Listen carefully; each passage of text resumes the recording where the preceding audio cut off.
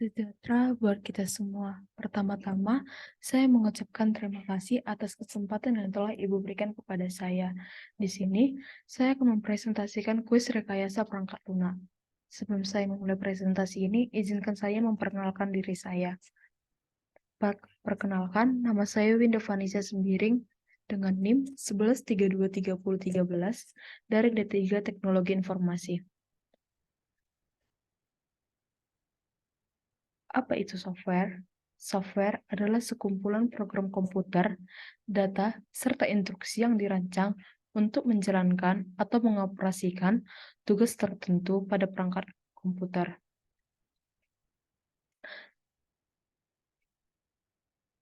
Seperti sarana di mana kita mengoperasikan komputer, software juga bertindak sebagai otak yang mendorong komputer untuk melakukan berbagai hal yang kita butuhkan. Bayangkan Bayangkan saja jika software itu sebagai koki pribadi yang siap memasak hidangan favorit kita, seperti seorang kok yang handal. Software juga dirancang untuk mengikuti instruksi yang diberikan oleh pengguna untuk menjalankan tugas tertentu. Hal ini dapat berupa program kata yang membantu kita menulis serta mengedit dokumen dengan mudah atau program desain grafis yang memungkinkan kita untuk mengungkapkan kreasi secara visual. Software juga dirancang melalui berbagai rangkaian tahapan yang meliputi rangkaian analisis, desain, dan implementasi seperti pengujian. Pada saat kita membangun rumah, pengembang software juga membutuhkan rancangan yang baik dan pemahaman mendalam tentang apa yang pengguna butuhkan. Setelah rancangan ditetapkan, programmer akan mengembangkan software itu untuk menciptakan kode yang menjadi dasar dari software itu sendiri. Namun, seperti makanan yang harus diuji rasanya, sebelum disajikan, software juga harus melalui tahap pengujian untuk memastikan kinerjanya dengan baik. Pengujian ini mirip dengan mencicipi makanan dan memastikan setiap bahan dan rempah memiliki rasa yang tepat dan sesuai dengan harapan.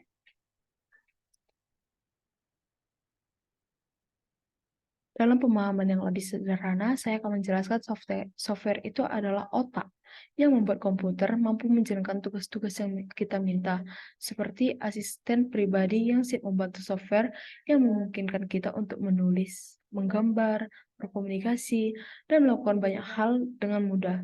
Software diciptakan dengan cara terorganisasi dan hati-hati, mirip dengan membangun sebuah rumah atau menciptakan hidangan lezat, dan seperti makanan diuji dan memastikan untuk rasa yang sempurna. Software juga melalui tahap pengujian dan memastikan kinerjanya dengan optimal.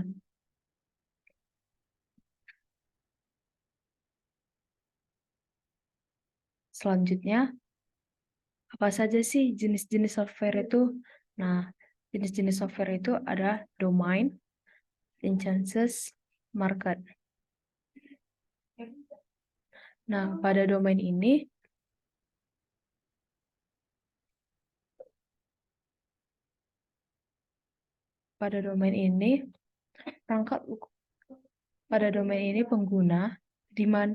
pengguna di mana perangkat lunak tersebut digunakan. Hal ini mencakup perangkat lunak dalam suatu konteks tertentu atau industri. Contohnya Windows, Linux, dan POS. Contoh yang kedua itu aplikasi software. Nah, aplikasi software ini memiliki contohnya sebagai Microsoft Word, Google Chrome, Firefox. Contoh yang ketiga itu synthesis software. Contohnya computer-aided design atau system simulation. Yang keempat itu embedded software. Misalnya emulator dan keyboard control from microwave oven, air coordination. Yang kelima, product line software. Misalnya itu word processing, spreadsheet. Yang keenam, L software atau AI software. Misalnya itu robotic, experiment system, game playing. Yang kedua itu lisensi. Lisensi itu merupakan bagaimana dia terstruktur, pengguna dapat menggunakan perangkat lunak tersebut dengan baik. Misalnya yang pertama open source software. Contohnya Linux, OpenOffice, GIMP. Yang kedua itu proprietary software, yang misalnya itu MS Windows, MS Office, Edward Processor. Yang ketiga itu market. Market di sini sebagai segmen atau komunitas di mana perangkat lunak tersebut dapat diperkenalkan, dijual, serta digunakan. Contohnya itu yang pertama itu generasi software. Yang pertama contohnya word processor, database market system. Yang kedua customized atau misalnya air traffic control system, Mandiri Mobile, BNI, dan BCA.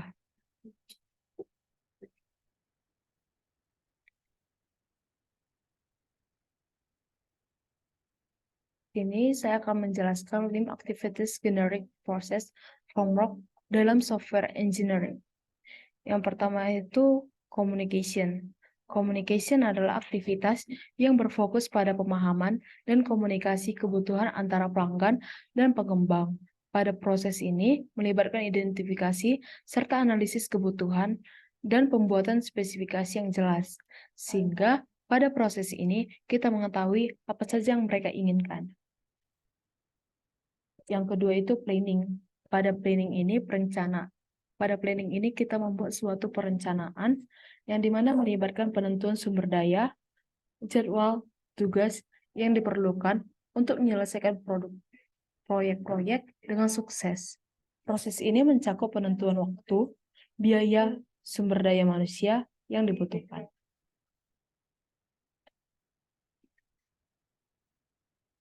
Yang kedua itu modeling.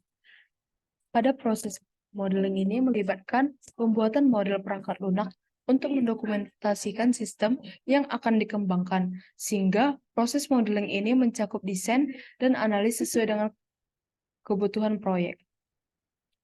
Yang ketiga itu construction. Construction ini adalah proses di mana pembangunan melibatkan implementasi fisik dari perangkat lunak, sehingga spesifikasi mudah ditetapkan. Hal ini merupakan langkah di mana kode program dapat ditulis serta diuji. Yang keempat, deployment. Pada proses deployment, implementasi melibatkan pengumuman atau menyampaikan berita secara resmi atau real mengenai produk yang akan digunakan, serta mencakup implementasi serta pelatihan penggunaan. Nah, apa itu software proses?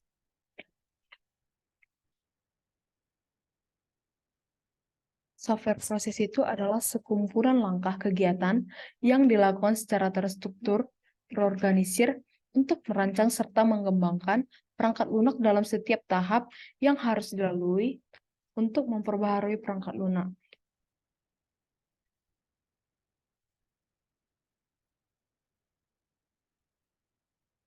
Di sini saya akan menjelaskan sebuah contoh di mana kita dapat mengetahui apa saja sih step by step software proses itu. Nah, software proses itu kan pengembangan perangkat lunak sebagai sebuah yang dilakukan secara terstruktur dan terorganisir. Di sini saya akan menceritakan contohnya imajinasi sebagai sebuah perjalanan. Yang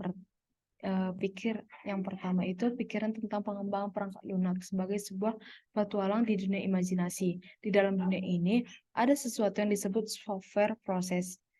Nah, yang pertama itu kita akan melakukan atau membuat imajinasi di dalam dunia imajinasi, atau kita dapat merancang apa yang akan kita buat. Misalnya nih, kita ingin membangun sebuah rumah di dunia imajinasi. Kita harus merencanakan berapa banyak kamar yang akan kita miliki, warna cat dindingnya, dan sebagainya. Dalam pengembangan produk perangkat lunak ini melibatkan membuat rencana tentang apa perangkat lunak yang akan kita lakukan, berapa lama waktu yang kita butuhkan, serta berapa banyak biaya yang dibutuhkan. Setelah kita memiliki rencana, kita perlu mendesain apa saja yang kita akan bangun. Ini mirip dengan merencanakan tampilan rumah yang kita mau, seperti di mana akan kita letakkan kamar, dapur, dan lain-lain. Dalam pengembangan perangkat lunak, desain melibatkan merancang tampilan dengan cara perangkat lunak itu akan berfungsi. Misalnya, bagaimana tampilan antar muka pengguna itu akan terlihat, bagaimana pengguna akan berinteraksi dengan perangkat lunak lainnya. Setelah itu, kita akan memulai membangun rumah yang sudah kita rancangkan. Nah, di dalam dunia imajinasi rumah, kita dapat memulai membangun dinding dan atap. Dalam pengembangan perangkat lunak ini, saat programmer mulai menulis kode perangkat kita rencanakan dan desain yang telah kita buat. Nah, setelah selesai rencana dan desain yang telah kita buat, kita perlu membangun rumah tersebut agar impian kita dapat terwujud gitu loh. Kita perlu memastikan apakah semua berfungsi dengan baik. Nah, di dalam dunia imajinasi ini, kita akan memeriksa apakah semua kamar dalam rumah itu berfungsi dengan baik. Dalam pengembangan perangkat lunak ini, melibatkan pengujian terhadap perangkat lunak untuk memastikan bahwa tidak ada kesalahan ataupun masalah yang mengganggu. Setelah kita yakin bahwa rumah itu telah siap, kita bisa pindah dan tinggal di sana. Nah, dalam pengembangan perangkat lunak ini, peruncuran saat perangkat lunak diberikan kepada pengguna atau pelanggan sehingga mereka dapat menggunakannya. Setelah rumah tersebut jadi dan dihuni, kita perlu merawatnya. Dalam pengembangan perangkat lunak ini, kita dilibatkan untuk memastikan bahwa perangkat lunak tetap berjalan dengan baik, serta memperbaiki masalah jika ada ditemukan, dan mungkin akan menambahkan fitur-fitur terbaru. Jadi, software proses ini adalah perjalanan di dunia di mana kita merancangkan, mendesain, membangun, menguji, meluncurkan, serta merawat perangkat lunak. Ini seperti sebuah petualangan yang mengharuskan kita untuk memiliki rencana yang bagus, kreativitas, serta desain keterampilan dalam kontribusi, kehati-hatian dalam pengujian, dan perhatian terhadap perawatan agar perjalanan tersebut dapat menjadi sukses.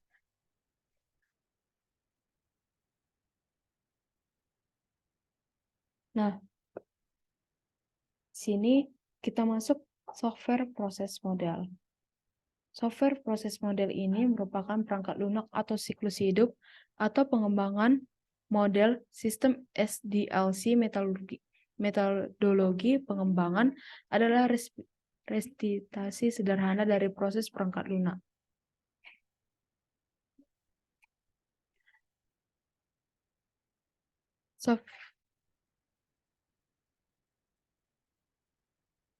Software proses model ini adalah pendekatan yang digunakan dalam pengembangan produk perangkat lunak untuk mengatur langkah-langkah apa saja yang perlu kita lakukan dari mulai tahap perencanaan hingga pengiriman perangkat lunak ke klien.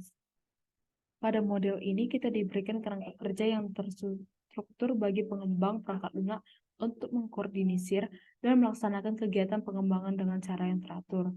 Pada dasarnya, software proses model ini menggambarkan aliran serta urutan langkah-langkah yang harus diikuti dalam setiap tahap pengembangan perangkat lunak. Dalam hal ini, setiap tahap memiliki langkah-langkah serta kegiatan yang spesifik yang harus dilakukan sebelum melanjutkan tahap berikutnya. Misalnya, salah satu model yang paling umum yang banyak kita gunakan adalah model waterfall. Nah, pada model ini, kita diajak untuk melakukan fase-fase yang dilakukan secara berurutan, mulai dari perencanaan, analisis, desain, implementasi, pengujian, serta pemeliharaan. Pada setiap fase ini memiliki tanggung jawab serta kegiatan yang berbeda-beda. Nah, pada modul ini juga kita dapat dibantu untuk memastikan pengembangan perangkat lunak dilakukan secara teratur dan terstruktur, sehingga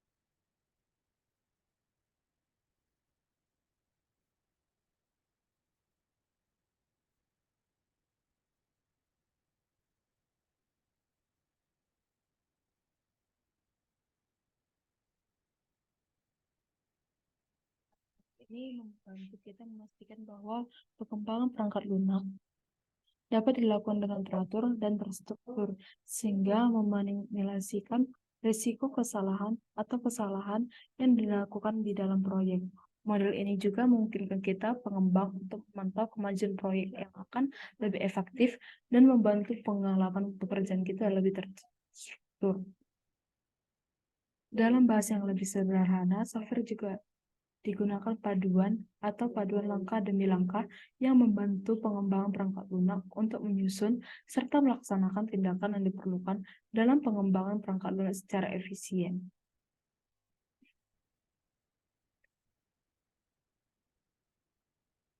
Nah, di sini kita masuk perspektif software model. Yang pertama itu ada waterfall model.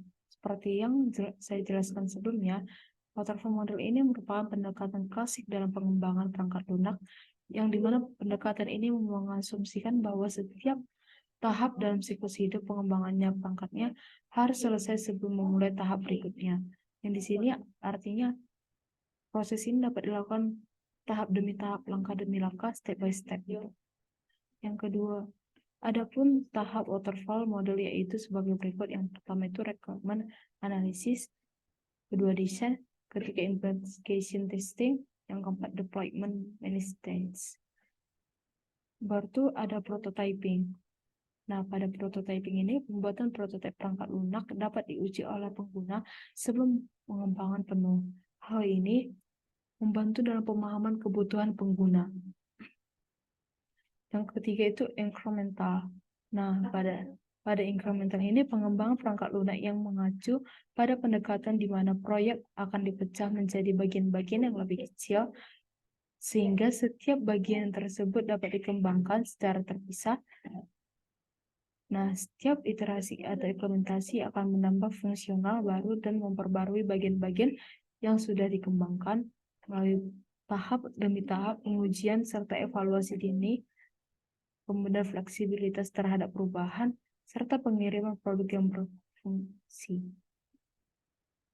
Selanjutnya ada agile model. Agile model ini adalah pendekatan yang memungkinkan tim untuk bekerja secara adaptif, fleksibel dalam pengembangan produk ataupun proyek dengan mengkombinasikan kolaborasi yang kuat, fleksibilitas transparansi sehingga memudahkan pemahaman dan implementasi yang efektif bagi tim. Misalnya, agile model adalah Scrum. Scrum adalah pengembangan perangkat lunak yang berfokus pada kinerja kolaboratif dalam tim, adaptif, cepat terhadap perubahan, sehingga pengiriman produk perangkat lunak dapat dilakukan secara terstruktur. Umbrella activity. Nah, umbrella activity ini merujuk pada kegiatan serta tugas yang bersifat umum atau menyeluruh yang meliputi beberapa aspek atau tahap suatu proyek. Rangka kerja aktivitas proses pengembangan perangkat lunak atau SI dilengkapi dengan sejumlah umbrella activity. Mereka diharapkan sepanjang proyek perangkat lunak untuk membantu mengelola serta mengendalikan kemajuan, kualitas, perubahan, serta risiko yang termasuk jaminan kualitas perangkat lunak, manajemen konfigurasi perangkat lunak, atau manajemen risiko. Sekian presentasi dari saya. Jika ada kesalahan kata, mohon dimaafkan. Terima kasih.